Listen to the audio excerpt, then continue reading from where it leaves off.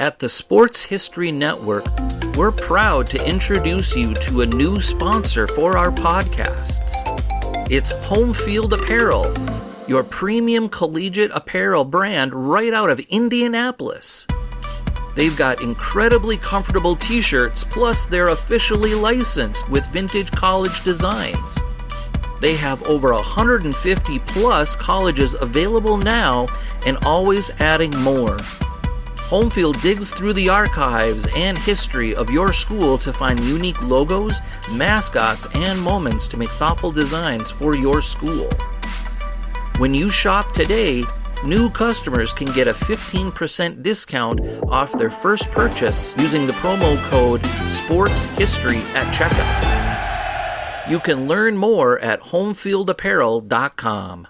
This podcast is part of the Sports History Network, your headquarters for the yesteryear of your favorite sport. You can learn more at sportshistorynetwork.com. Now, live and direct from the press box at Old Comiskey Park, it's time for When Football Was Football. Let's join your host, Joe Ziemba, with another forgotten tale from Chicago's pro football history. Let's go! Thank you for that wonderful introduction, and welcome once again to this episode of When Football Was Football. You know, when we think of really big men who have had a positive impact on the National Football League, some very familiar names readily come to mind, such as Ed Too Tall Jones, William the Refrigerator Perry, Gene Big Daddy Lipscomb, and many, many others. But here in Chicago, a gentleman who was not nearly as large as some of the aforementioned athletes provided a massive contribution to the NFL and may have even saved it. Hugh Light, Shorty Ray, was only 5'5" and 135 pounds, but his dedication, innovation, and persistence helped ease the league into a new era at a time when professional football was still looked upon as the poor stepchild of the collegiate version. Shorty Ray obviously did not pursue his livelihood on the field and carefully avoided confrontations with massive defensive ends. Rather, Shorty did his damage with slide rulers, a stopwatch, and an ample supply of common sense and curiosity. In fact, George Halas, the owner of the Chicago Bears and one of the founders of the National Football League, claimed that Shorty Ray was one of the most significant contributors to the growth of the league, and one who was hired based on the recommendation of Halas. In his autobiography, Halas proudly stated, "In 1937, I persuaded the league to hire Shorty as a full-time technical consultant. It was one of my finest contributions." But who was Shorty Ray, and why is he a member today of the Pro Football Hall of Fame? To answer that question, let's take a peek into the distant gridiron past on this episode of When Football Was Football, here on the Sports History Network. Shorty Ray was born in Highland Park, Illinois, a northern suburb of Chicago, in 1884, but attended Crane Manual High School in Chicago a few years before George Halas himself graduated from that same institution. Later, he secured a degree in mechanical engineering at the University of Illinois. Despite his lack of size, Ray played football, basketball, baseball, and ran track for the Illini, even becoming the basketball team captain during his time in Champaign. Although he was mentioned briefly as a member of the football team as a junior in 1906, Ray moved away from playing the sport in 1907 and instead opted to referee local high school grid contests. Ray once told the Chicago Sun-Times that he was attracted to the rules aspect of sporting events due to the influence of Illinois athletic director and baseball coach George Huff, who demanded that his players completely understand the guidelines for each sport. In those days, it was not uncommon for schools to hire homers or even individuals who were not familiar with football rules to referee games. At least Ray, as a former player, understood the game and its myriad of regulations.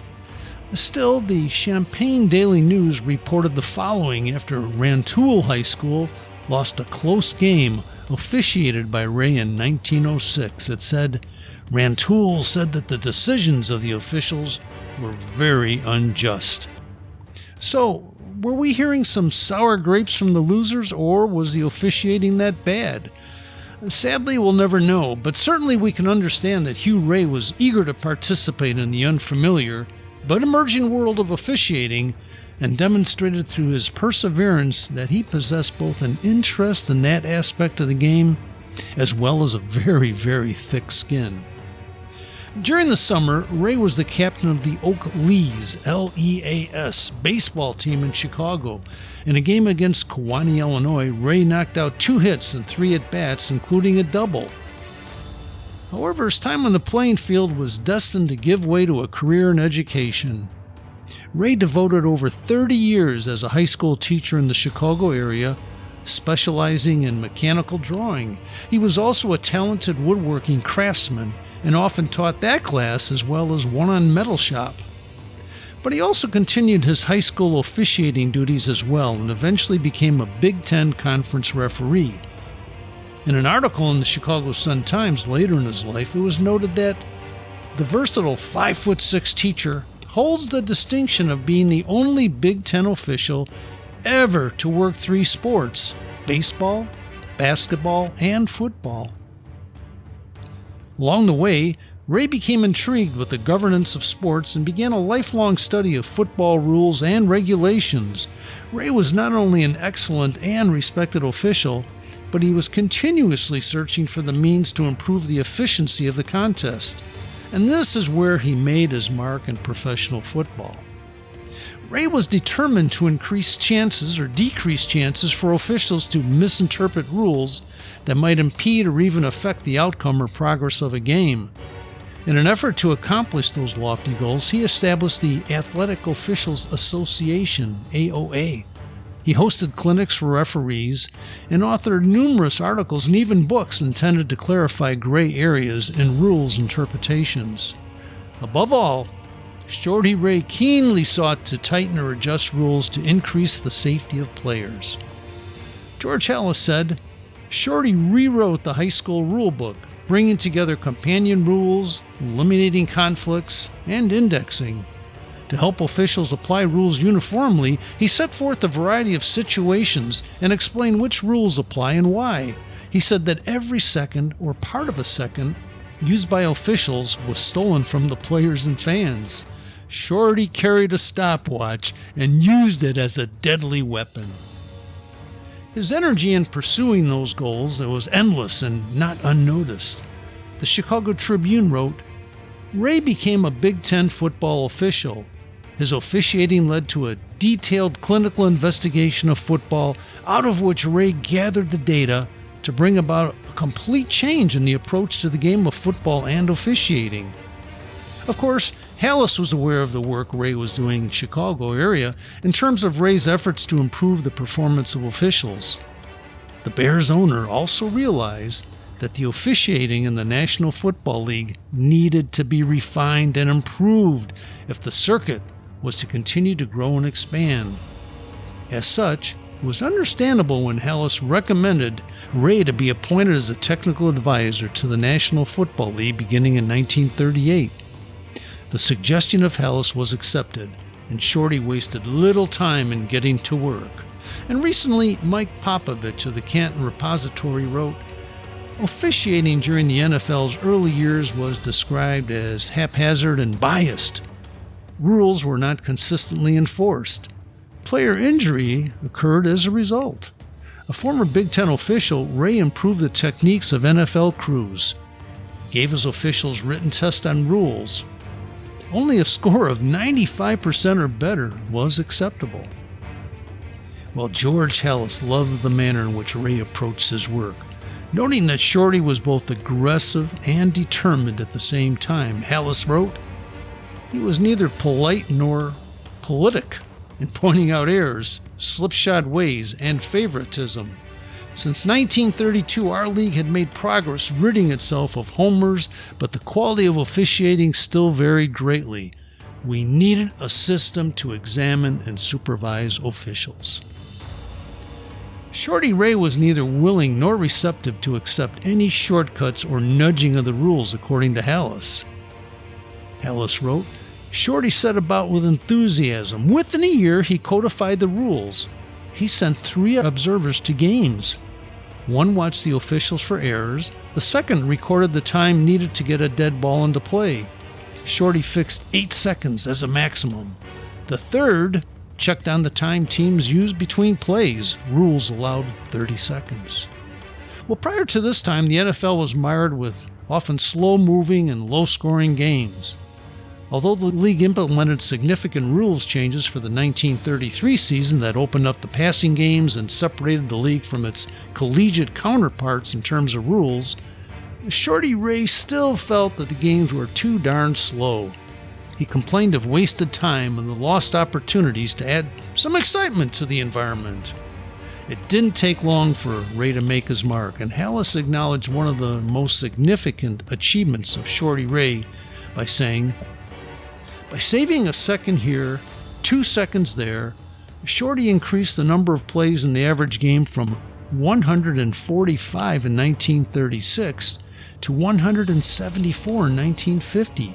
The extra plays helped raise average scoring from 24 points to 46 points, the result of thousands upon thousands of stopwatch measurements by Shorty and his helpers.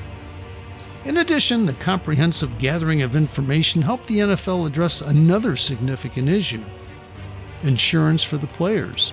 In 1941, Ray told the Brooklyn Daily Eagle, sure, they'd write insurance to cover injuries in sports, particularly in football, but they didn't have the case histories, the volume of data in which their experts could base injury expectations, cost, and premiums on policies.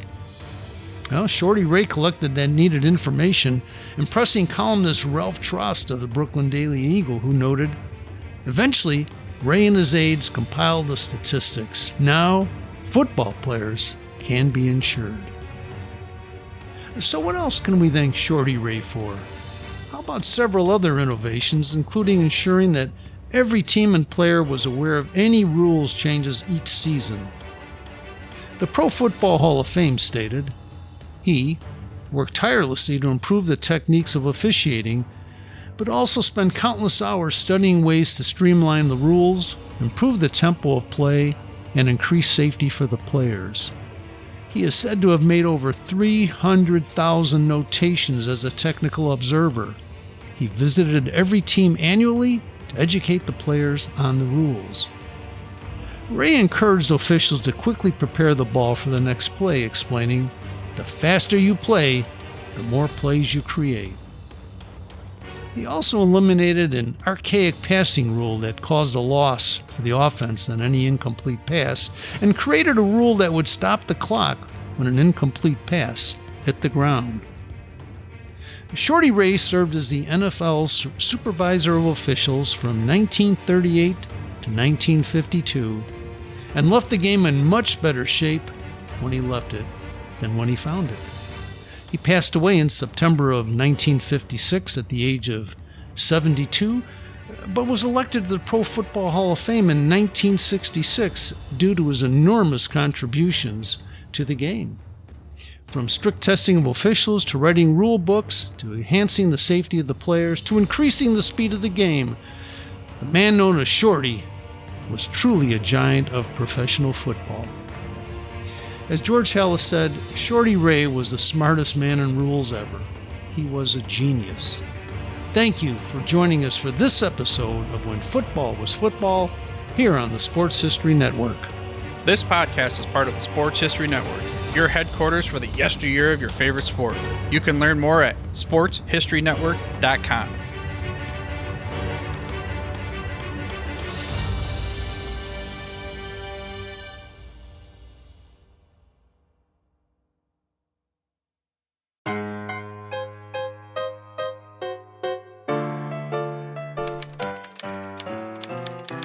Put up my replica 1909 World Series program poster from Row 1 brand.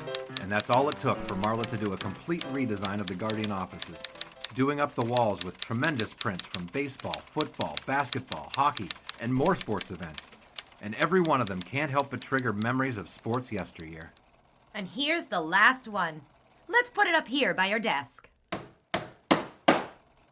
Perfect. Ah, that's a nice one. College football, 1923, Navy versus Penn State. Do you remember that game, Marla? I sure do. It was October 20th, 1923. Cloudy, but a reasonable 57 degrees at the 2:30 kickoff time. Over 20,000 turned out at Beaver Field in College Station, Pennsylvania for this clash of two of the nation's top teams. The Nittany Lions were the underdogs, despite having won their first 3 games by a combined score of 94-0. The heavy favorites were the Midshipmen, who went on to play in the Rose Bowl after the season. Right, and the game immediately became... The entire color of the game would ultimately be dominated by Penn State's star halfback Harry Wilson, but both offenses took some time to get going for a good 22 minutes before Wilson got the crowd to their feet with an interception of Bill McKee's forward pass, returning it all the way for his first touchdown of the day. Wilson certainly was great On in the that. next kickoff, who would end up as returner but Harry Wilson? Wilson dodged at least a half dozen Recall the defenders greatest on a moments in sports 77-yard history, sweep or just to your the own end zone personal before he favorites, gone for a with scoreless Row 1 top brand four to a sports two-touchdown paraphernalia. blowout in Don't less than a delay. minute, with Visit hometown today fans ready to at count a fourth win for PSU. sportshistorynetwork.com/Row1. That's ROW number 1 today for access to the full Row 1 catalog of gallery prints and gifts like t-shirts, long-sleeve shirts, telephone cases, coffee mugs, blankets, pillows, towels, and even shower curtains. Act today for 15% discount off all prints with coupon code SHN15 and 20% off all other items with coupon code SHN20 at checkout. And keep your dial locked to the Sports History Network for the exciting chronicles of the 1920 sports world in Orville, Mulligan. When the gun Sports started Right, to mark the coming opening soon. half, the score remained Penn State 14, Navy 0. The second half had barely begun when Harry Wilson and Penn State went on to work on Navy again.